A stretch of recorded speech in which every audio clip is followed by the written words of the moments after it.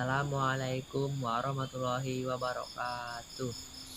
Nama saya Indra Sarul Ramadan, ingin bercerita tentang horor. Di pagi yang cerah, Ray mempersiapkan barang-barang yang akan dibawa menuju penginapan yang sudah lama tidak ditempati. Ray berangkat menggunakan mobil yang nyaman. Di perjalanan, Ray melihat pemandangan yang terasa sejuk, dan jarak pandangan pun berkurang karena yang terlihat hanya pohon dan kabut yang sangat tebal. Walaupun sedang tidak hujan, beberapa menit kemudian Ray pun sampai di depan sebuah eh, depan sebuah bangunan bertingkat yang dibuat menggunakan kayu dan terlihat tidak layak ditinggali. Lalu Ray mengetuk pintu tersebut dan berkata, "Permisi, apakah ada orang di dalam?"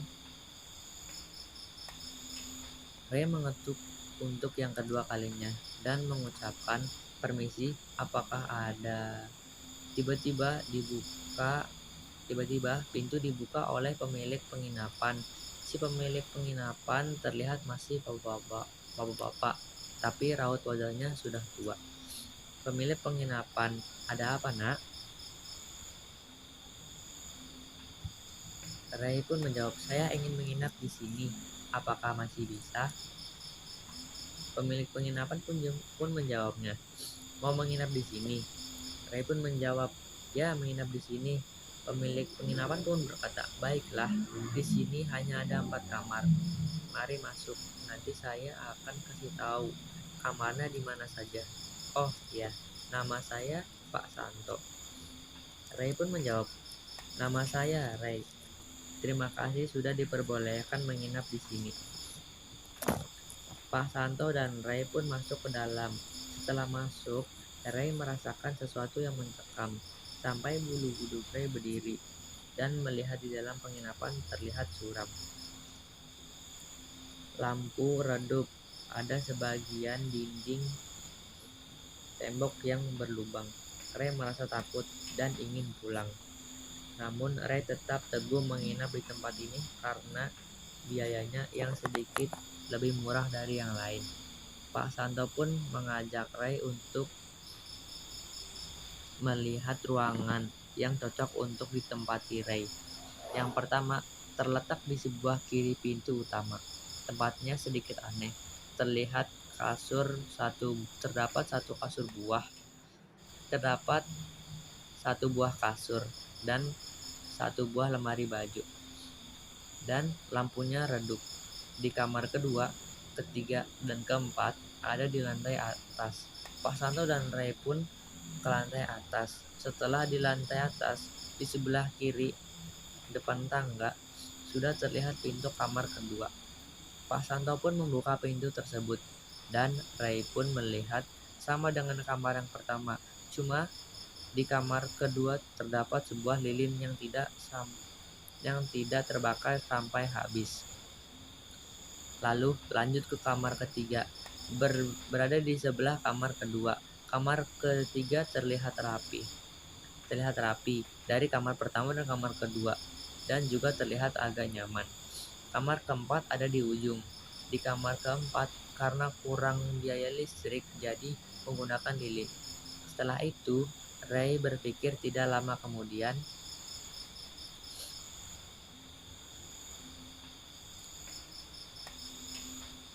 Ray pun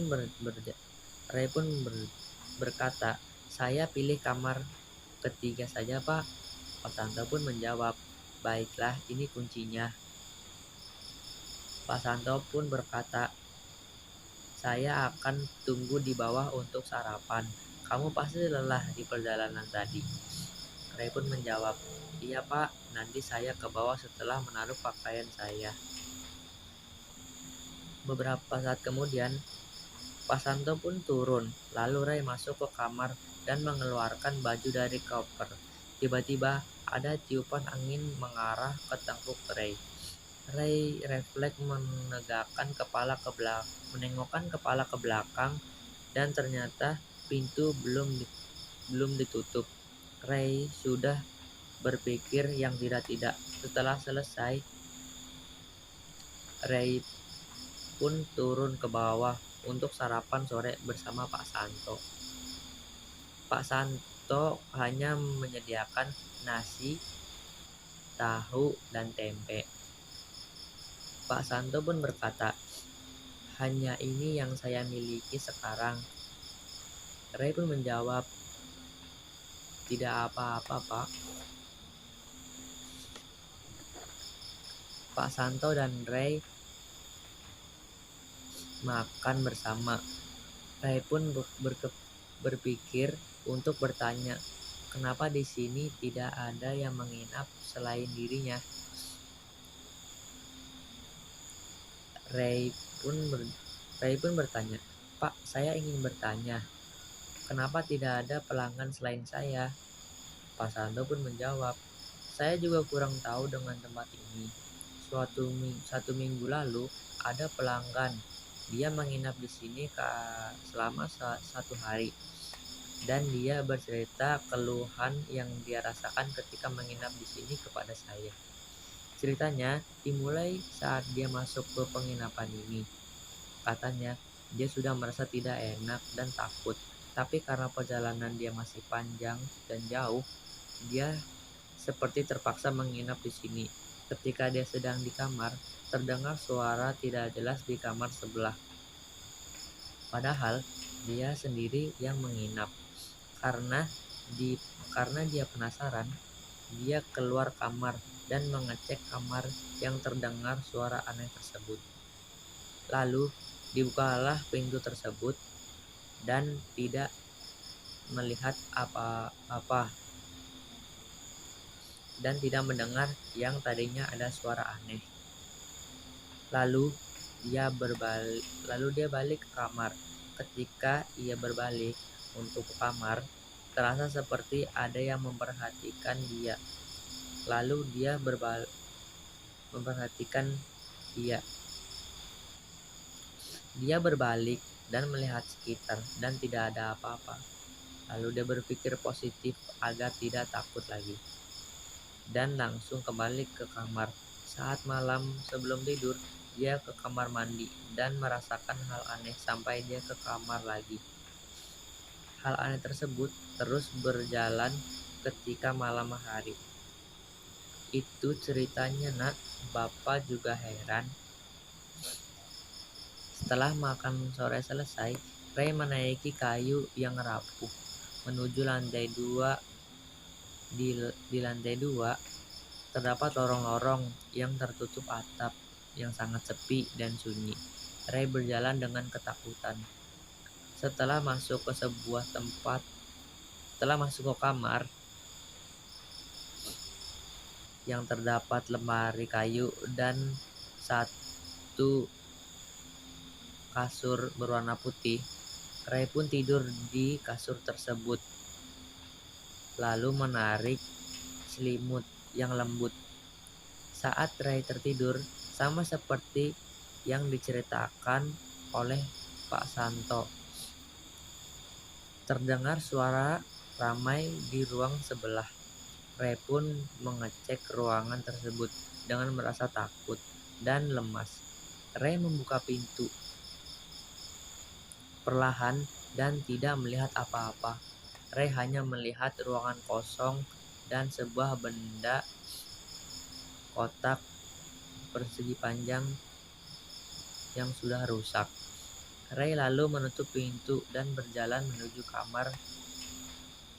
Di tengah perjalanan menuju kamar, Ray merasa ada yang sedang mengintainya dari arah pojok lorong yang gelap dan sunyi. Ray pun lari ke dalam kamar dan mulai tertidur. Saat pagi hari, udara terasa dingin dan Ray sedang bersiap untuk pulang.